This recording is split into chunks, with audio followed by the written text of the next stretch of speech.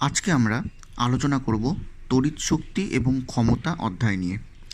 তড়িৎ শক্তি এবং ক্ষমতা অধ্যায়ে বিষয়গুলি সম্বন্ধে বলার আগে আমরা বলতে চাই যে কোনো একটা তড়িৎ বর্তনীতে ব্যয়িত তড়িৎ শক্তির পরিমাণ এবং বর্তনীর বিভিন্ন কার্যকর উপাদানের ক্ষমতা কিভাবে কাজ করে সেটা আমরা জানব। অর্থাৎ তড়িৎ উৎপাদন কেন্দ্রে কী পরিমাণ শক্তি উৎপাদনের দরকার হয় এবং ওই শক্তিতে কিভাবে বিভিন্ন অঞ্চলে বন্টন করা হবে, কিভাবে শক্তির অপচয়কে যথাসম্ভবভাবে কমানো সম্ভব হবে এবং বাড়ি, অফিস, কারখানায় কী ধরনের বৈদ্যুতিক যন্ত্র ব্যবহার করা হলে কম ব্যয়ে প্রয়োজনীয় কাজ করা যাবে, এইসবের সুষ্ঠু পরিকল্পনা এবং নিয়ন্ত্রণের জন্য তড়িৎশক্তি এবং ক্ষমতা অধ্যায়ের আমাদের যে ধারণাটা, সেই ধারণাটা খুবই কার্যকর। তো আমরা প্রথমে জানবো সেটা হচ্ছে বৈদ্যুতিক কার্য সম্বন্ধে। আমরা প্রথমে জানবো বৈদ্যুতিক কার্য সম্বন্ধে। তাহলে বৈদ্যুতিক কার্যের মধ্যে আমরা কি বলতে পারি? আমরা বলতে পারি যে কিউ পরিমাণ তড়িতাধান যদি ভি বিভব প্রভেদকে অতিক্রম করে, তবে আমরা বলতে পারি কার্য ইকুয়াল টু, অর্থাৎ W equal to Q into V. অর্থাৎ কিউ পরিমাণ তড়িতাধান যদি ভি বিভব প্রভেদকে অতিক্রম করে, তাহলে আমরা বলতে পারি W equal to Q V. অর্থাৎ আমরা এখান থেকে বলতে পারি যে এই যে সমীকরণটা আছে, এই সমীকরণের মধ্যে কিউকে যদি আমরা কুলম্ব এককে, ভিকে যদি আমরা ভোল্ট এককে, আর ডাব্লুকে যদি আমরা জুল এককে প্রকাশ করি, তাহলে আমরা এখান থেকে বলতে পারবো joule equal two coulomb into volt. ঠিক আছে, joule equal two coulomb into volt, এটা আমরা এখান থেকে বলতে পারি। এখন যদি আমাদের এখান থেকে এক জুলের সংজ্ঞা বের করতে বলে, তাহলে আমরা কি বলবো? এক কুলম্ব তড়িতাধানকে এক ভোল্ট বিভব প্রভেদ অতিক্রম করাতে যে পরিমাণ কার্য করতে হয় তাকে বলা হয় এক জুল। বুঝতে পারা গেল কি বললাম? এক কুলম্ব তড়িতাধানকে এক ভোল্ট বিভব প্রভেদ অতিক্রম করাতে যে পরিমাণ কার্য করতে হয় তাকে বলা হয় এক জুল। এখন যদি আমরা ধরে নিই যে কোনো একটা পরিবাহীর মধ্য দিয়ে টি সময়ে আই প্রবাহ চালু আছে, কোনো একটা পরিবাহীর মধ্য দিয়ে টি সময়ে আই প্রবাহ চালু আছে, তাহলে আমরা বলতে পারি যে প্রবাহিত তড়িতাধানের পরিমাণ Q equal to I into T. প্রবাহিত তড়িতাধানের পরিমাণ Q equal to I into T, এটা আমরা আগেও করেছি। তাহলে এখন এই কিউ এর মানকে, Q equal to I into T, Q এর মানকে যদি আমরা এখানে পুট করে দিই, তাহলে আমরা এখান থেকে বলতে পারি যে W equal to I T V. W equal to I T V, অর্থাৎ ডাব্লিউ ইকুয়াল টু আমরা বলতে পারি ভি আই টি, এটাকে আমরা সাজিয়ে লিখলাম W equal to V I T, এটা আমরা বলতে পারি। এই কৃতকার্যই হলো কোনো একটা পরিবাহীর মধ্যে ব্যয়িত তড়িৎ শক্তির পরিমাপ। বুঝতে পারা গেল? তার মানে এই কৃতকার্যই হলো কোনো একটা তড়িৎ শক্তির মধ্যে, কোনো একটা পরিবাহীর মধ্যে ব্যয়িত তড়িৎ শক্তির পরিমাণ। তাহলে আমরা ডাব্লিউ ইকুয়াল টু কিউ ভিও বলতে পারি, অথবা ডাব্লিউ ইকুয়াল টু আমরা ভি আই টিও বলতে পারি। বুঝতে পারা গেল? নেক্সট টপিক হলো সক্রিয় ও নিষ্ক্রিয় বৈদ্যুতিক উপাদান। সক্রিয় ও নিষ্ক্রিয় বৈদ্যুতিক উপাদান বলতে আমরা কী বুঝি? কোনো তড়িৎ উৎস একটি বর্তনীতে যে পরিমাণ বৈদ্যুতিক কার্য সম্পাদন করে, কি বললাম? কোনো তড়িৎ উৎস একটি বর্তনীতে যে পরিমাণ বৈদ্যুতিক কার্য সম্পাদিত করে, অর্থাৎ বর্তনীতে যে পরিমাণ তড়িৎ শক্তি পাঠায়, তা সাধারণভাবে আমরা দুটি উপায়ে ব্যয় করে থাকি। বুঝতে পারা গেল? এক নম্বর যেটা আমরা বলতে পারি সেটি হলো সংযোগকারী তারসমূহ এবং বর্তনীর কোনো কোনো উপাদানে তড়িৎ শক্তি শুধুমাত্র তাপ শক্তিতে রূপান্তরিত হয়। ঠিক আছে, সংযোগকারী তারসমূহ এবং বর্তনীর কোনো কোনো উপাদানে তড়িৎ শক্তি শুধুমাত্র তাপ শক্তিতেই রূপান্তরিত হয় এবং অধিকাংশ ক্ষেত্রে এই তাপ শক্তি কোনো কাজে লাগে না, অর্থাৎ শক্তিটির অপচয় ঘটে। এই ধরনের উপাদানকে আমরা বর্তনীর নিষ্ক্রিয় বা অকার্যকর উপাদান বলে থাকি এবং এদের রোধকে নিষ্ক্রিয় বা অকার্যকর রোধও বলা হয়ে থাকে। যেটা দেখা যায় যে আমাদের বিভিন্ন রকমের দৈনন্দিন জীবনে শুধুমাত্র তাপশক্তিকে আমরা বহু ক্ষেত্রে ব্যবহার করে থাকি, যেমন বৈদ্যুতিক বাতি, বৈদ্যুতিক হিটার, বৈদ্যুতিক ইস্ত্রি ইত্যাদি তড়িৎ যন্ত্রগুলি ব্যবহারের ক্ষেত্রে এগুলি অত্যন্ত গুরুত্বপূর্ণ। তবুও আমাদের বর্তমান আলোচনার সঙ্গে সঙ্গতি রেখে নিয়ে এই সমস্ত রোধগুলিকে আমরা নিষ্ক্রিয় রোধ হিসাবেই ধরে নিই। বুঝতে পারা গেল? তার মানে এখানে যে বৈদ্যুতিক বাতি, বৈদ্যুতিক হিটার, বৈদ্যুতিক ইস্ত্রি, এগুলোর মধ্যে যে রোধগুলো কাজ করে সেগুলো বেশিরভাগ ক্ষেত্রে আমরা নিষ্ক্রিয় রোধ হিসাবেই কল্পনা করে নিচ্ছি। আর সক্রিয় রোধ কী? সক্রিয় রোধ হচ্ছে যে কোনো একটা বর্তনীতে কোনো কোনো উপাদানে তড়িৎ শক্তি রূপান্তরিত হয় অন্য কোনো কার্যকর শক্তিতে, অর্থাৎ বৈদ্যুতিক পাখায় যান্ত্রিক শক্তি বা সঞ্চয়ক কোষকে আহিত করার সময় রাসায়নিক শক্তি পাওয়া যায় তড়িৎ শক্তি থেকেই। এই ধরনের উপাদানগুলিকে আমরা বলে থাকি বর্তনীর সক্রিয় বা কার্যকর উপাদান। বুঝতে পারা গেল যে কোনো একটা বর্তনীর কোনো উপাদানে তড়িৎ শক্তি রূপান্তরিত হয় অন্য কোনো কার্যকর শক্তিতে। যেমন কোনো একটা বৈদ্যুতিক পাখায় যান্ত্রিক শক্তি বা সঞ্চয়ক কোষকে আহিত করার সময় রাসায়নিক শক্তি পাওয়া যায় তড়িৎ শক্তি থেকেই। ওই জন্য সেক্ষেত্রে এই ধরনের উপাদানগুলিকে আমরা বর্তনীর সক্রিয় বা কার্যকর উপাদান বলে থাকি। বুঝতে পারা গেল? যদিও এই যন্ত্রগুলিতে কিছুটা তাপ উদ্ভবকে আটকানো সম্ভব হয় না, তাই বলা যায় যে সক্রিয় উপাদানগুলিতেও কিছুটা নিষ্ক্রিয় রোধের অস্তিত্ব থাকে। অর্থাৎ নিষ্ক্রিয় রোধ বলতে আমরা এটাকেই বুঝি যে সমস্ত রোধগুলো থেকে তাপ উৎপন্ন হচ্ছে সেই রোধগুলোকে আমরা বলছি নিষ্ক্রিয় রোধ। বুঝতে পারা গেল? অর্থাৎ এই তাপকে আমরা কোনো কাজে লাগাতে পারছি না। নেক্সট তড়িৎ প্রবাহের তাপ সংক্রান্ত জুলের সূত্র।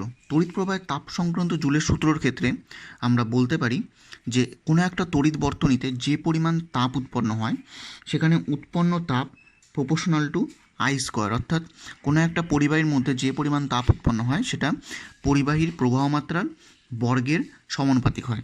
যখন এখানে আর এবং টি স্থির থাকে, অর্থাৎ পরিবাহী রোধ এবং তড়িৎ প্রবাহের সময় যখন স্থির থাকে তখন কোনো একটা পরিবাহীর মধ্যে উৎপন্ন তাপ প্রবাহ মাত্রার বর্গের সমানুপাতিক হয়। এটা আমরা 1 নম্বর বলতে পারি। 2 নম্বর হলো H proportional to R. H proportional to আরের ক্ষেত্রে আমরা বলতে পারি যখন কোনো একটা পরিবাহীর প্রবাহ মাত্রা এবং তড়িৎ প্রবাহের সময় অপরিবর্তিত থাকে তখন পরিবাহীর মধ্যে উৎপন্ন তাপ তার রোধের সমানুপাতিক হয়।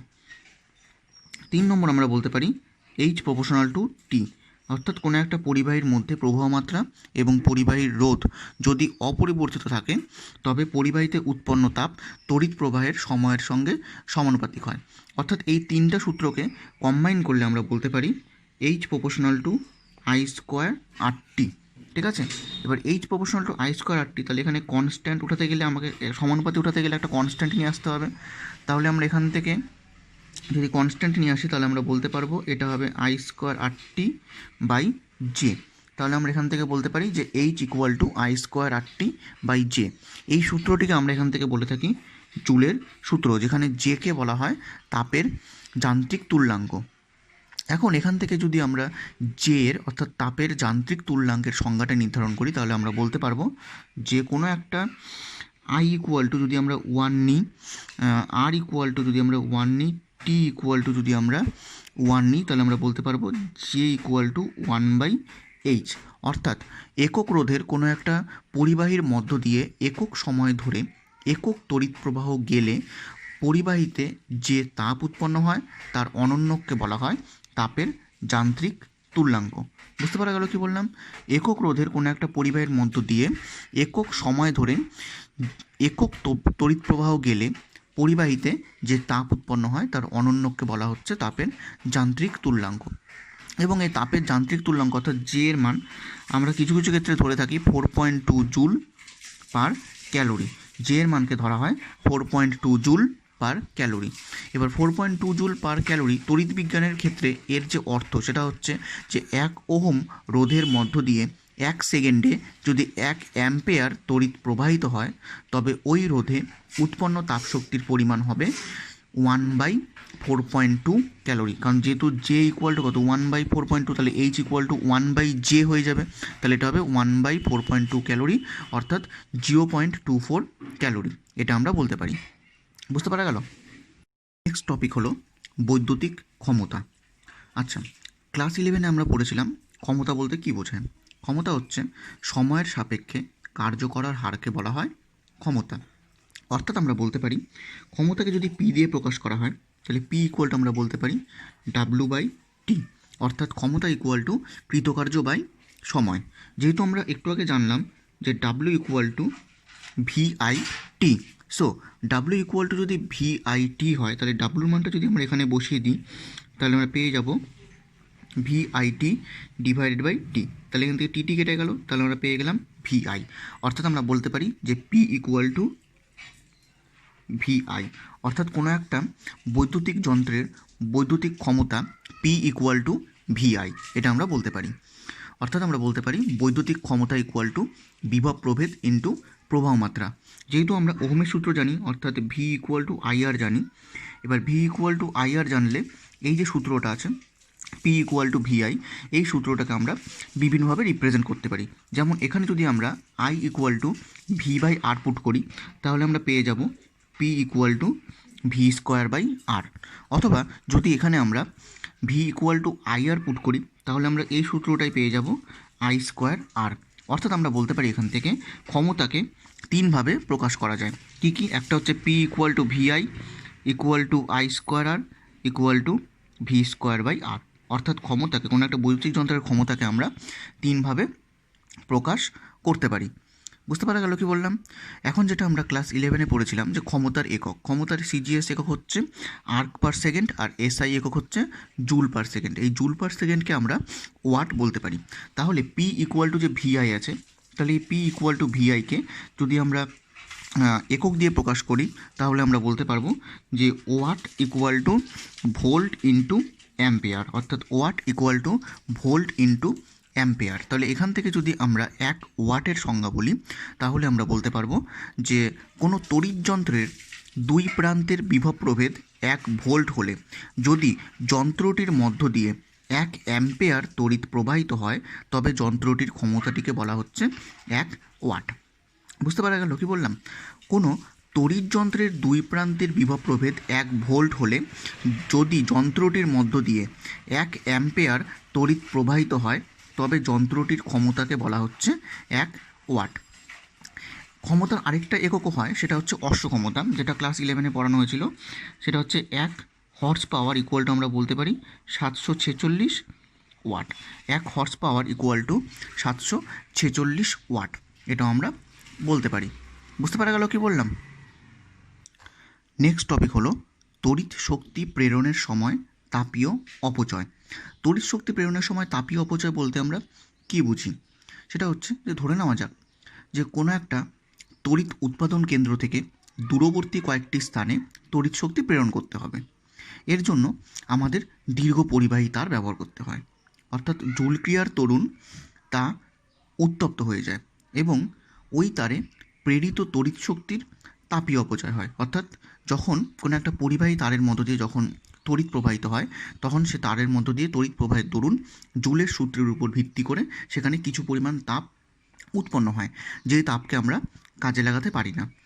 এই অপচয়কে, মানে এই তাপীয় অপচয়কে যথাসম্ভব হ্রাস করাই হলো তড়িৎ শক্তির এক জায়গা থেকে অন্য জায়গায় সুষ্ঠুভাবে প্রেরণ করার ক্ষেত্রে একটা গুরুত্বপূর্ণ শর্ত। অর্থাৎ আমরা এখান থেকে বলতে পারি যে কোনো একটা পরিবাহী তারের মধ্য দিয়ে যখন আমরা তড়িৎ পাঠাচ্ছি, তখন তার ক্ষেত্রে যে ক্ষমতা, সেটা আমরা বলতে পারি পি ইকুয়াল টু ভিআই। তার ক্ষেত্রে যে ক্ষমতাটা প্রয়োগ করা হচ্ছে সেটি ইকুয়াল টু ভিআই, অর্থাৎ ক্ষমতা ইকুয়াল টু বিভব প্রভেদ ইন্টু প্রবাহ মাত্রা। অর্থাৎ যদি প্রতি সেকেন্ডে ভিআই পরিমাণ তড়িৎ শক্তি প্রেরণ করতে হয়, অর্থাৎ প্রতি সেকেন্ডে যদি ভিআই পরিমাণ তড়িৎ শক্তি প্রেরণ করতে হয়, তাহলে সহজেই বোঝা যাবে যে বিভব প্রভেদের মান যত বেশি হবে, প্রবাহ মাত্রার মান ততই কম হবে, যেহেতু এর গুণফলটা কনস্ট্যান্ট। ঠিক আছে? অর্থাৎ আমরা বলতে পারি যে প্রবাহ মাত্রার মান যত কম হবে, তত ব্যয়িত ক্ষমতার মানও কম হবে। অর্থাৎ প্রবাহ মাত্রার মান কমে যাওয়া মানে আই স্কোয়ারের আরের মানটাও কমে যাওয়া। তাহলে আই স্কোয়ারের আরের মানটা যদি কমে যায়, তাহলে তাপীয় অপচয়ও কমে যাবে। অর্থাৎ তাপীয় অপচয় হ্রাস করার সবথেকে গুরুত্বপূর্ণ শর্ত হলো তড়িৎ শক্তিকে উচ্চ বিভব প্রভেদ এবং নিম্ন প্রবাহে এক জায়গা থেকে অন্য জায়গায় প্রেরণ করতে হয়।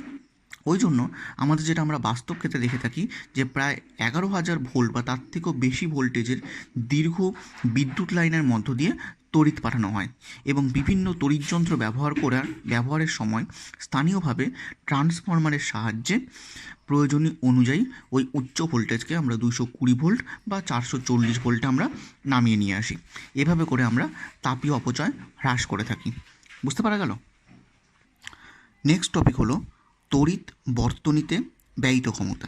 অর্থাৎ আমরা এখানে একটা তড়িৎ বর্তনী অঙ্কন করলাম, যেই তড়িৎ বর্তনীতে ব্যাটারির তড়িৎচলক বল হলো ক্যাপিটাল ই, ব্যাটারির আভ্যন্তরীণ রোধ হলো স্মল আর, আর বহির্বর্তনীতে ব্যবহৃত যাবতীয় যত রোধ আছে তাদের তুল্য রোধকে আমরা ধরলাম ক্যাপিটাল আর।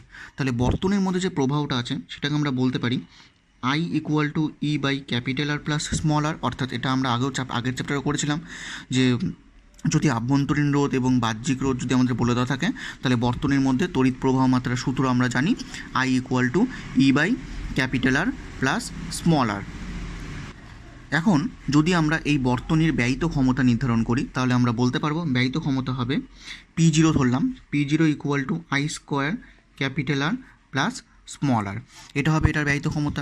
তাহলে আয়ের মানটা যদি আমরা বসিয়ে দিই তাহলে আমরা পেয়ে যাব E square by capital R plus small R. আমরা এখান থেকে তাহলে এবার ব্যয়িত ক্ষমতার মানটা পেয়ে যাচ্ছি E square by capital R plus small R. এখন বহির্বর্তনীতে প্রাপ্ত সর্বোচ্চ ক্ষমতা যদি আমরা নির্ধারণ করি তাহলে আমরা বলতে পারি যে ক্ষমতা, তাহলে ক্ষমতার মানটা আমরা এখানে কী পাচ্ছি E square by capital R plus small R. এখন যেহেতু আমাকে বহির্বর্তনীতে সর্বোচ্চ ক্ষমতা নির্ধারণ করতে বলছে তাহলে বহির্বর্তনীতে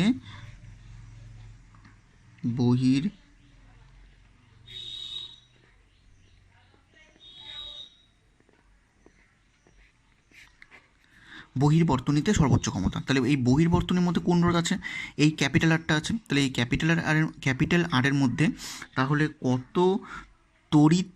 কত ক্ষমতা হচ্ছে সেটা আমাকে বের করতে হবে। তাহলে সেটাকে যদি আমরা পি ধরি তাহলে P equal to I square capital R, তাহলে আমরা এখান থেকে বলতে পারি E square capital R divided by capital R plus small R তার স্কোয়ার। ঠিক আছে, বুঝতে পারা গেল।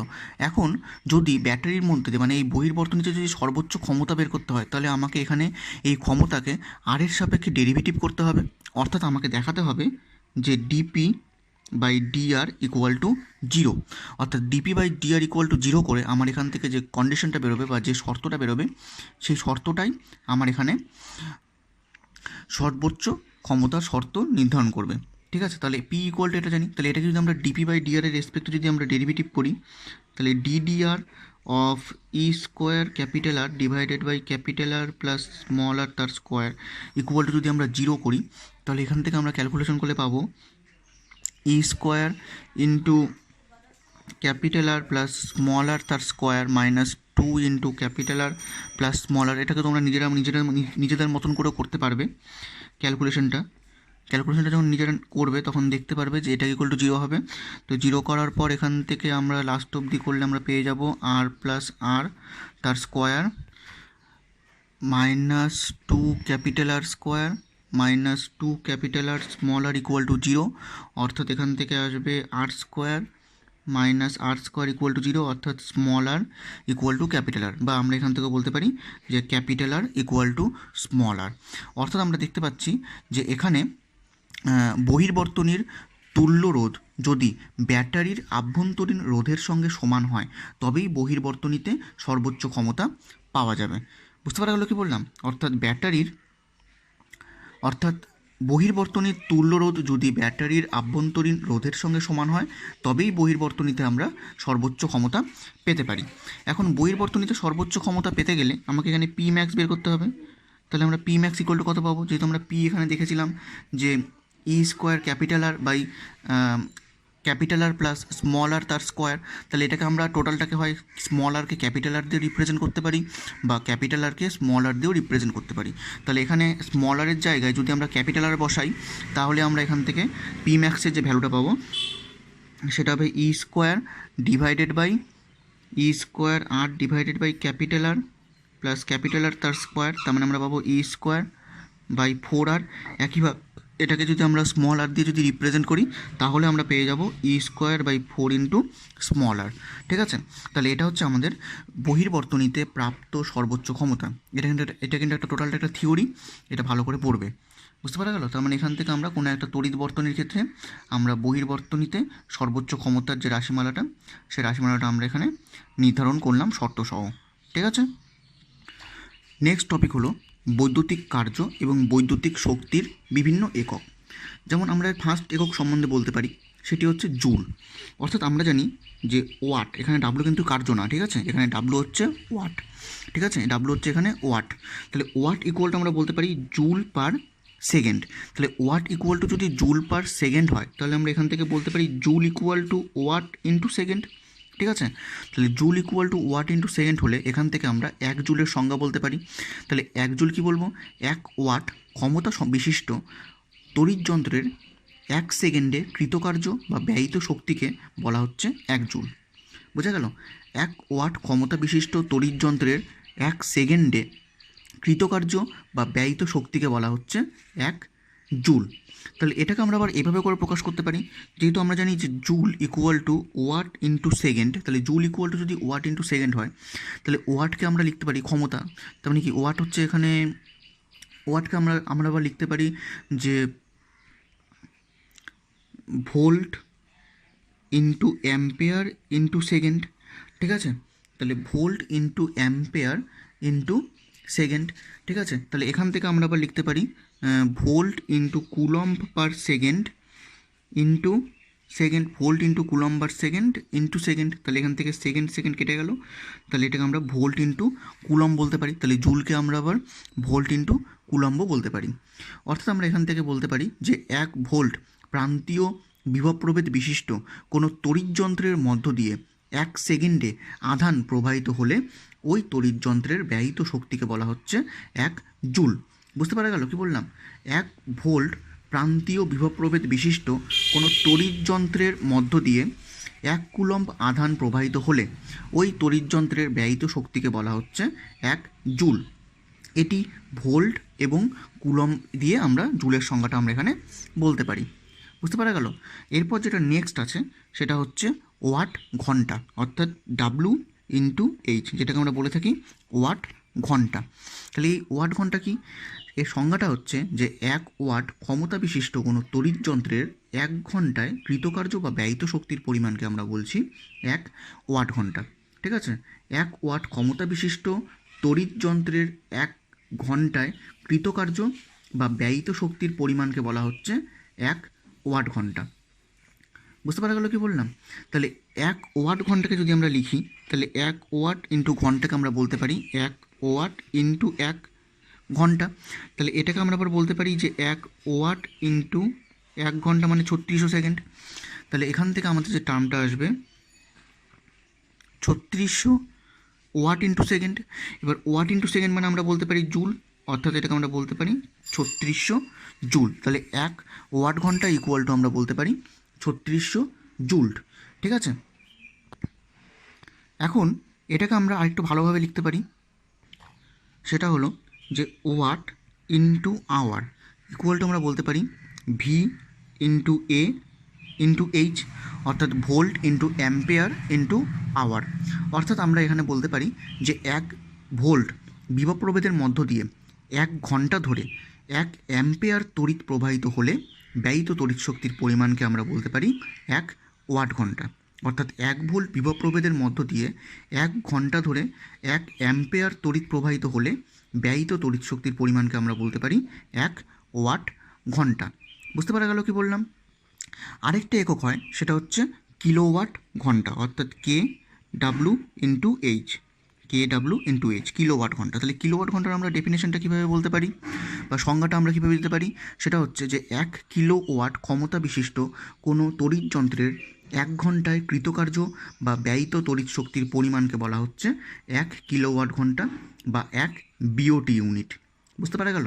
1 কিলোওয়াট ক্ষমতা বিশিষ্ট কোনো তড়িৎ যন্ত্রের 1 ঘন্টায় কৃতকার্য বা ব্যয়িত তড়িৎ শক্তির পরিমাণকে বলা হচ্ছে 1 কিলোওয়াট ঘন্টা। অর্থাৎ আমরা বলতে পারি যে 1 কিলোওয়াট ক্ষমতা সম্পন্ন কোনো তড়িৎ যন্ত্র যদি 1 ঘন্টা ধরে চলতে থাকে বা 1 ঘন্টা ধরে যদি তড়িৎ শক্তি ব্যয় করে, তাহলে আমরা বলবো যে সে 1 কিলোওয়াট ঘন্টা তড়িৎ শক্তি ব্যয় করছে বা 1 বিওটি ইউনিট ব্যয় করছে। এটাকে আমরা মাঝে মাঝে ওটি ইউনিটও বলতে পারি। এর পুরো নাম হচ্ছে বোর্ড অফ ট্রেড ইউনিট। আমরা যে মিটার বক্সে, মানে আমাদের বাড়িতে যে কারেন্ট আসে, সে কারেন্টের মিটার বক্সে আমরা যে দেখি যে এত ইউনিট বিল উঠছে, 5 ইউনিট, 10 ইউনিট, 15 ইউনিট বিল উঠছে, সেটাই হচ্ছে এই বিওটি। বুঝতে পারা গেল কি বললাম? অর্থাৎ তড়িৎ শক্তির এটি হচ্ছে সবথেকে বড় একক, এবং আমাদের বাড়িতে বা আমাদের ব্যবহারের জন্য যে বিদ্যুৎ সরবরাহ করা হয়, সেটা আমরা এর সাহায্যেই, এই বিওটির সাহায্যে আমরা বিদ্যুৎ সরবরাহ করে থাকি। ওই জন্য এই বিওটিকে অনেক ক্ষেত্রে আমরা এটাকে ইউনিটও বলে থাকি।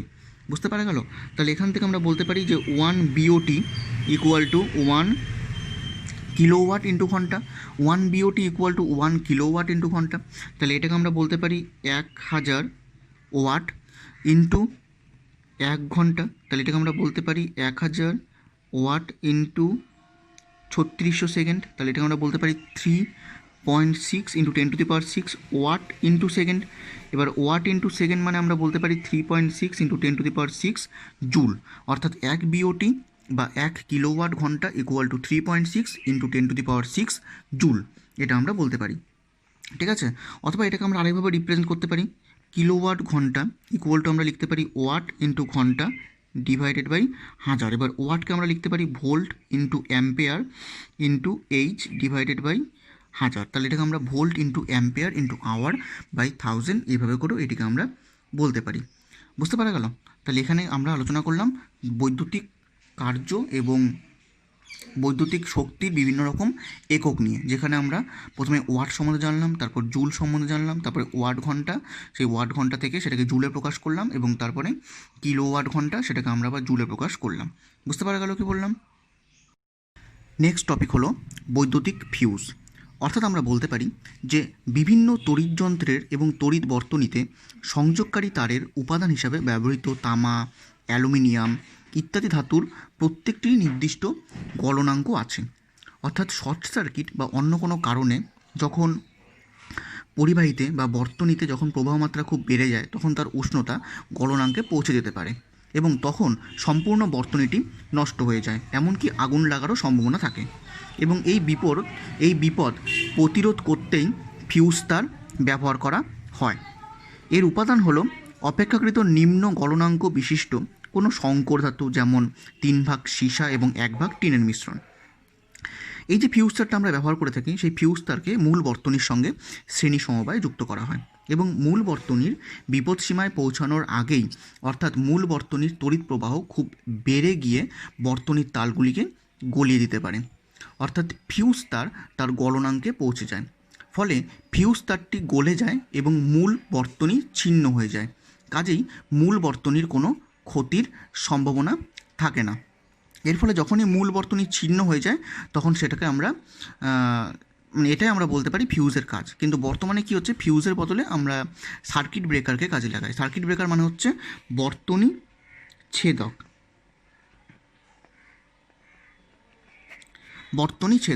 আচ্ছা, বর্তনী ছেদকটা কী জিনিস? এটি হলো এক ধরনের স্বয়ংক্রিয় সুইচ ব্যবস্থা, যা কোনো একটা হ্রস্ব বর্তনী বা অতিপ্রবাহের দরুন কোনো তড়িৎ বর্তনী ক্ষতিগ্রস্ত হওয়ার আগেই বর্তনীটিকে ছিন্ন করে দেয়। অর্থাৎ বর্তনীটির ছেদের সঙ্গে সঙ্গেই ছেদকের সুইচটি অফ অবস্থানে চলে যায় এবং যে ত্রুটিপূর্ণ তড়িৎযন্ত্রের জন্য বর্তনীটি ছিন্ন হয়েছে সেটিকে মেরামত করা বা বর্তনী থেকে সরিয়ে দেওয়ার পর ছেদকের সুইচটি অন করলেই তড়িৎ বর্তনীর মধ্য দিয়ে আবার সুষ্ঠুভাবে তড়িৎ প্রবাহিত হতে থাকে।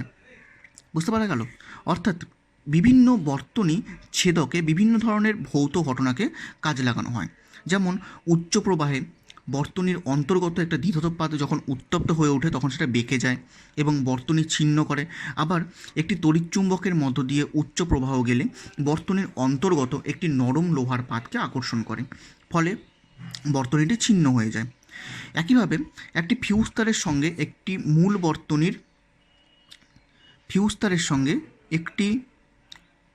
মূল বর্তনীর ছেদকের মূল পার্থক্য হলো বর্তনীর ত্রুটি দূর করার পরেও দেখা যায় যে সেটি পুড়ে যাওয়া বা ফিউজ তারটি পাল্টে নতুন তার লাগানো হয়, অর্থাৎ বর্তনীটি তারপরে অন করতে হয়। অন্যদিকে অতি প্রবাহে বর্তনী ছেদকের কোনো ক্ষতি হয় না এবং কোনো কিছু পাল্টানোর দরকার পড়ে না এবং বর্তনীর ত্রুটি দূর করার পর এটিকে অন করলেই হয়ে যায়। তার জন্য আমরা এখানে যান্ত্রিক ছেদক বর্তনী বা যান্ত্রিক বর্তনী ছেদক আমরা ব্যবহার করে থাকি, যেটার নাম বলি আমরা এমসিবি আমরা ইউজ করে থাকি। অর্থাৎ এমসিবির পুরো নাম হচ্ছে মিনিয়েচার সার্কিট ব্রেকার। যার জন্য কী হয়, যদি কোনো কারণবশত কোনো একটা বর্তনীর মধ্যে বেশি পরিমাণে কারেন্ট চলে যায় বা অযথা যদি হর্ষবর্তনী হয়ে যায় বা শর্ট সার্কিট হয়ে যায়, তাহলে সেখান থেকে কী হচ্ছে, এমসিবি সেই সার্কিটটাকে ছিন্ন করে দেয়, অর্থাৎ সুইচটি নেমে যায় এবং সেখান থেকে আমরা বর্তনীর মধ্যে কোথায় খারাপ আছে সেই খারাপটাকে দূর করে নিয়ে তারপর এমসিবিকে আমরা অন করে দিই। বুঝতে পারা গেল? এইভাবে করে আমরা কোনো একটা বর্তনীর মধ্যে কতটা বেশি পরিমাণে কারেন্ট যাচ্ছে বা কীরকম কারেন্ট যাচ্ছে বা যাওয়া দরকার সেটা আমরা কাজে লাগাতে পারি। অর্থাৎ তড়িৎ উৎপাদন কেন্দ্র থেকে দূর দূরান্তে উচ্চ ভোল্টেজের সরবরাহ লাইনে বর্তনী ছেদক হিসেবে আমরা সাধারণত সুইচ গিয়ার ব্যবহার করে থাকি। সুইচ গিয়ার যন্ত্রটি একাধিক ফিউজ, সার্কিট ব্রেকার এগুলো নিয়ে মিলিত একটি সংস্থা। এটি একদিকে যেমন বর্তনীর ছেদক হিসেবে কাজ করে, অপরদিকে তেমনই তড়িৎ সম্পর্কিত ত্রুটি বিচ্যুতিগুলিকেও অপসারণ করে। ঠিক আছে, নেক্সট টপিক হলো সর্বোচ্চ নিরাপদ প্রবাহ মাত্রা। অর্থাৎ কোনো একটা ফিউজ তার যখন আমরা ব্যবহার করি, সেই ফিউজ তারের দৈর্ঘ্যকে যদি আমরা এল ধরি, ব্যাসার্ধকে যদি আমরা আর ধরি এবং উপাদানের রোধাঙ্ককে যদি আমরা রো ধরি, তাহলে আমরা এখান থেকে বলতে পারবো যে আর ইকুয়াল টু, আমরা জানি R equal to rho L by A. এবার এ মানে আমরা জানি পাই আর স্কোয়ার, তাহলে আর ইকুয়াল টু আমরা বলতে পারি rho L by pi R square. এখন তারের মধ্য দিয়ে প্রতি সেকেন্ডে যে পরিমাণ তাপ উৎপন্ন হচ্ছে সেটাকে যদি আমরা I square R by J দিয়ে রিপ্রেজেন্ট করি, তাহলে আমরা বলতে পারবো I square rho L divide by J into pi R square. ঠিক আছে, এই তাপকে আমরা দুভাবে ব্যবহৃত করে থাকি। কি একটি অংশ তারটির তাপমাত্রা বাড়াচ্ছে এবং অন্য একটি অংশ তারের বাইরের তল দিয়ে পরিবেশে বিকীর্ণ হচ্ছে। এইভাবে এমন একটি অবস্থা আসে যখন উৎপন্ন তাপের পুরোটাই পরিবেশে বিকীর্ণ হয়ে যায়, ফলে তাপমাত্রা কিন্তু আর বাড়ে না এবং একটি স্থির মানে এসে পৌঁছায়। এই তাপমাত্রাটি যদি ফিউজ তারের উপাদানের গলনাঙ্কের নিচে থাকে, তবে ওই অবস্থায় তারের প্রবাহকে আমরা সর্বোচ্চ নিরাপদ প্রবাহ আমরা বলতে পারি এবং তারের গলনাঙ্কে পৌঁছালে সেটি তারটিকে ছিন্ন করে দেয়। বুঝতে পারা গেল কি বললাম? এখন যদি আমরা কতটা পরিমাণ তাপ বাইরের পরিবেশে বিকীর্ণ হচ্ছে সেটা যদি আমরা বের করি, তাহলে আমরা দেখতে পারবো যে তারটির বাইরের তলের ক্ষেত্রফল হলো 2 পাই আর এল। ঠিক আছে, তারটির যে বাইরের তলের ক্ষেত্রফল সেটা হলো 2 পাই আর এল। এটাকে আমরা বলতে পারি তারটির প্রস্থচ্ছেদের ক্ষেত্রফল বা পার্শ্বতলের ক্ষেত্রফল। ঠিক আছে, তাই প্রতি সেকেন্ডে একক ক্ষেত্রফল থেকে বিকীর্ণ তাপ যদি আমরা স্মল এইচ ধরি, প্রতি সেকেন্ডে একক ক্ষেত্রফল থেকে বিকীর্ণ তাপ যদিকে আমরা স্মল এইচ ধরি, তাহলে আমরা এখান থেকে বলতে পারবো যে বাইরের তল থেকে প্রতি সেকেন্ডে যে তাপটা বিকীর্ণ হচ্ছে সেটা হলো H dash equal to 2 pi R L into H. তাহলে এই পরিমাণ তাপ বিকীর্ণ হচ্ছে, তাহলে ওখানে যে পরিমাণ তাপ উৎপন্ন হচ্ছে ঠিক সেই পরিমাণ তাপ যদি বিকীর্ণ হয়, তাহলে আমরা এখান থেকে বলতে পারি যে H equal to H dash, অর্থাৎ এখানে যে পরিমাণ তাপটা উৎপন্ন হচ্ছে ঠিক সেই পরিমাণ তাপই যদি এখানে বিকীর্ণ হয়, তাহলে আমরা এখান থেকে বলতে পারি যে H equal to H dash. অর্থাৎ আমরা বলতে পারি I square rho L by J pi R square equal to 2 pi R L H. ঠিক আছে, 2 পাই আর এল এইচ। এখন যদি আমরা এখান থেকে আই স্কোয়ারের মানটা বের করি, তাহলে দেখব I square equal to 2 pi square J H 2 pi R square by J H divide by rho R cube. অর্থাৎ আমরা এখান থেকে বলতে পারি যে I square proportional to R cube. ঠিক আছে, অর্থাৎ আমরা বলতে পারি I proportional to R to the power 3/2, I proportional to R to the power 3/2। অর্থাৎ প্রসঙ্গত উল্লেখ্য যে সর্বোচ্চ প্রবাহ আয়ের যে রাশিমালাটি সেটা ফিউজ তারের দৈর্ঘ্য এলের উপর নির্ভরশীল নয়, সেটা ডিপেন্ড করছে আরের উপরে। বুঝতে পারা গেল? তাহলে এখান থেকে আমরা সর্বোচ্চ নিরাপদ প্রবাহ মাত্রা কত পেতে পারি সেটা আমরা দেখতে পাচ্ছি যে কোনো একটা তারের মধ্য দিয়ে যে পরিমাণ প্রবাহ মাত্রা যাচ্ছে সেই পরিমাণে যদি বিকীর্ণ তাপ হিসেবে নির্গত হয়ে যায় তাহলে তারটি গলবে না, কিন্তু উৎপন্ন তাপের পরিমাণ যদি বিকীর্ণ তাপের থেকে বেশি হয় তাহলে তারটি গলে যাবে। বোঝা গেল কি বললাম? নেক্সট টপিক হলো ভোল্টেজ রেটিং। অর্থাৎ প্রতিটি বৈদ্যুতিক যন্ত্রই বিভব প্রভেদের উপর নির্ভর করে। ঠিক আছে, অর্থাৎ কোনো একটা পরিবাহীর দুই প্রান্তে বিভব প্রভেদ কত হলে যন্ত্রটি নষ্ট হবে না বা সবথেকে ভালো কাজ করতে পারবে তা সুনির্দিষ্ট থাকে এবং সেটার মান যন্ত্রের গায়ে লিখে দেওয়া থাকে। ঠিক আছে, অর্থাৎ কোনো একটি বৈদ্যুতিক যন্ত্র বিভব প্রভেদের উপর নির্ভর করছে এবং সেই বৈদ্যুতিক যন্ত্রটি কত বিভব প্রভেদে কাজ করতে পারবে সেটাও যন্ত্রটির গায়ে লিখে দেওয়া থাকে। এটাকে আমরা বলে থাকি ভোল্টেজ রেটিং। যেমন গৃহস্থলী ব্যবহৃত মানে আমাদের বাড়িতে আমরা যে সমস্ত তড়িৎ যন্ত্রে ব্যবহার করি না কেন প্রত্যেকের মধ্যে ভোল্টেজ রেটিং বলে দেওয়া থাকে 220 ভোল্ট। এর অর্থ হলো যে দুই প্রান্তের বিভব প্রভেদ 220 ভোল্ট হলে প্রতিটি যন্ত্রই ক্ষতিগ্রস্ত না হয়ে সবথেকে বেশি কার্যক্ষম হতে পারবে। অর্থাৎ কোনো কারণে লাইনে যদি ভোল্টেজ কমে যায় তাহলে কর্মদক্ষতা হ্রাস পাবে, অর্থাৎ বৈদ্যুতিক বাতির উজ্জ্বলতা কমে যাবে, অর্থাৎ বৈদ্যুতিক পাখা অপেক্ষাকৃত ধীরে ধীরে ঘুরবে এবং ভোল্টেজ 220 ভোল্টের চেয়ে বেশি হলে যন্ত্রটি পুড়ে যাওয়া বা অন্যভাবে ক্ষতিগ্রস্ত হওয়ার ভয় থাকে। বুঝতে পারা গেল কি বললাম? সেজন্য একাধিক যন্ত্রের ভোল্টেজ রেটিং সমান হলে এদেরকে একযোগে ব্যবহার করার জন্য তাদেরকে সমান্তরাল সমবায়ে যোগ করতে হয়, তাহলেই প্রতিটি যন্ত্রের বিভব প্রভেদ সমান থাকে।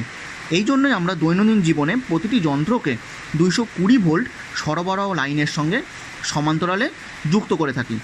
বুঝতে পারা গেল? নেক্সট টপিক হলো ওয়াট রেটিং। ওয়াট রেটিং বলতে আমরা কি বুঝি?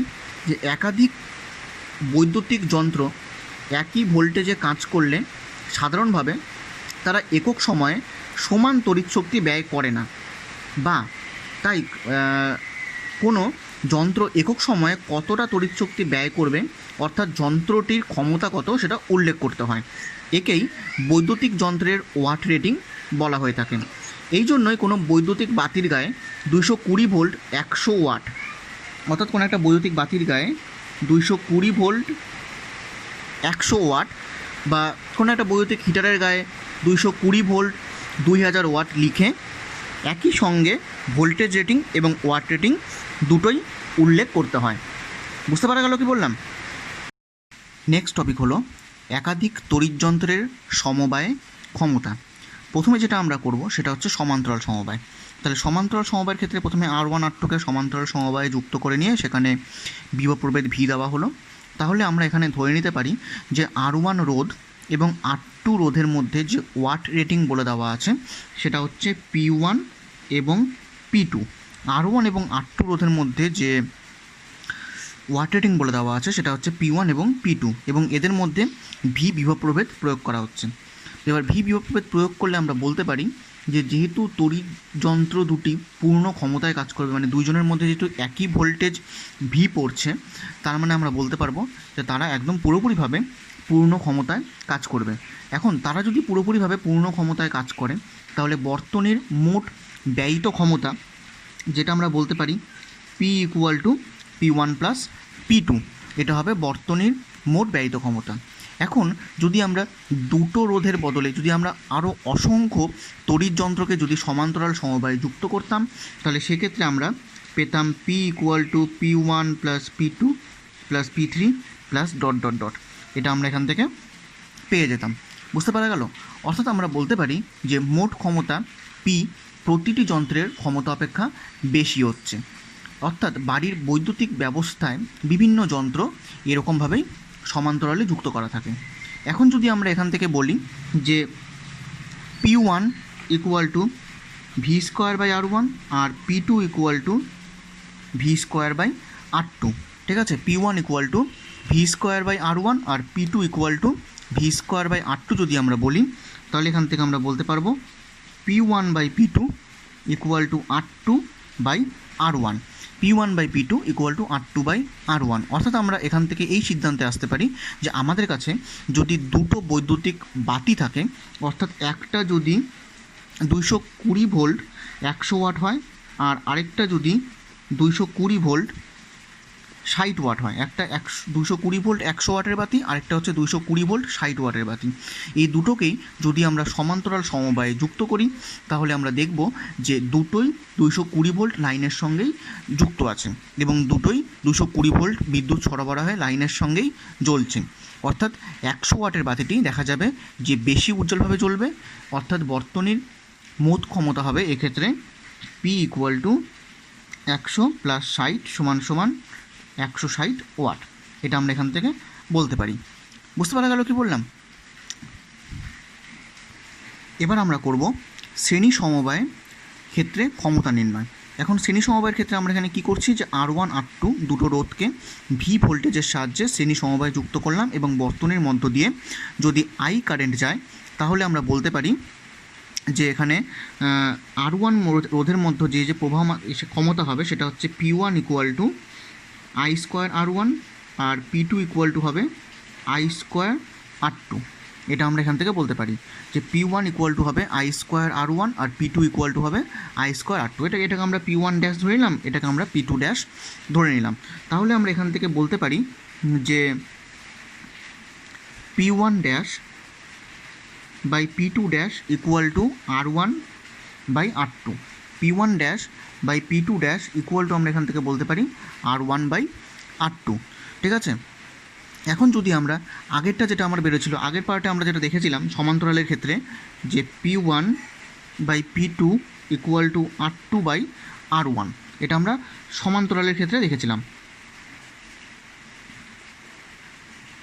ঠিক আছে, এটা আমরা সমান্তরালের ক্ষেত্রে দেখেছিলাম যে P1 by P2 equal two R2 by R1। তাহলে এখন এটা আর এটাকে যদি আমরা কম্পেয়ার করি তাহলে আমরা এখান থেকে বলতে পারবো যে P1 dash by P2 dash equal to P2 by P1, P1 dash by P2 dash equal to P2 by P1।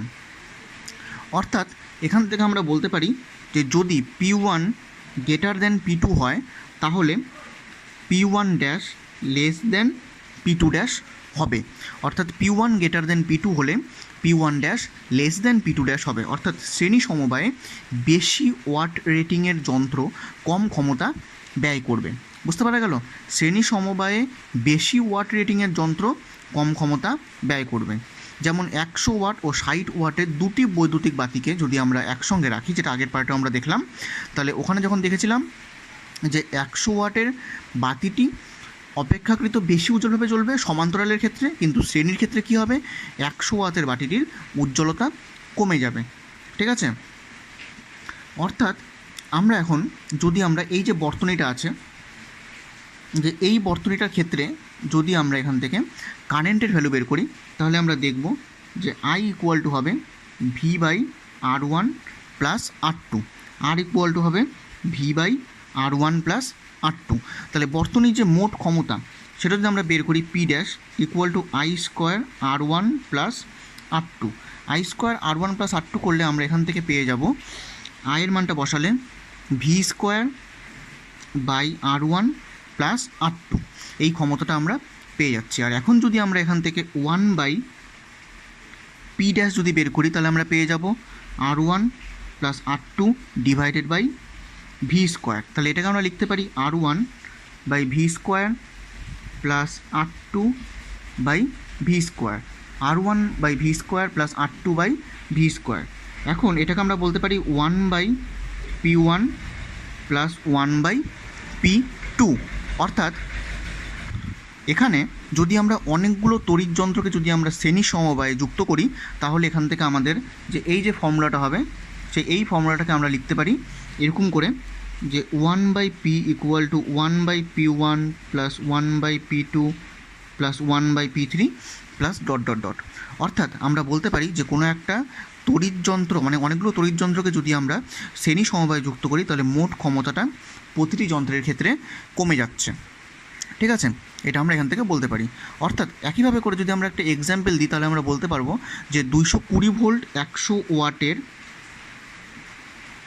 একটা বৈদ্যুতিক বাতি নেওয়া হলো আর একটা 220 ভোল্ট 60 ওয়াটের একটা বৈদ্যুতিক বাতি নেওয়া হলো। এখন এই দুটো বৈদ্যুতিক বাতিকে যদি আমরা শ্রেণীতে যুক্ত করি 220 ভোল্ট লাইনের সঙ্গে তাহলে দেখা যাবে যে 60 ওয়াটের বাতিটি বেশি উজ্জ্বলভাবে জ্বলবে এবং বর্তনীর মোট ক্ষমতা 60 ওয়াট অপেক্ষা কম হবে। সেটা যদি আমরা এই ফর্মুলার মধ্যে পুট করি 1/100 প্লাস 1/60 তাহলে আমরা পেয়ে যাব বর্তনীর মোট যে তুল্য ক্ষমতাটা, সে তুল্য ক্ষমতা কত সেটা আমরা এখান থেকে পেয়ে যাব।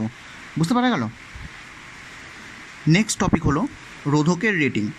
রোধকের রেটিং বলতে বোঝাচ্ছে যে কোনো রোধকই তার বৈশিষ্ট্যসূচক একটি নির্দিষ্ট মানের তড়িৎ প্রবাহ অপেক্ষা বেশি সহ্য করতে পারে না। অর্থাৎ রোধকটির মধ্য দিয়ে এর চেয়ে বেশি মানের যদি প্রবাহ যায় তাহলে এত বেশি তাপ উৎপন্ন হবে যে সেটি পুড়ে যাবে।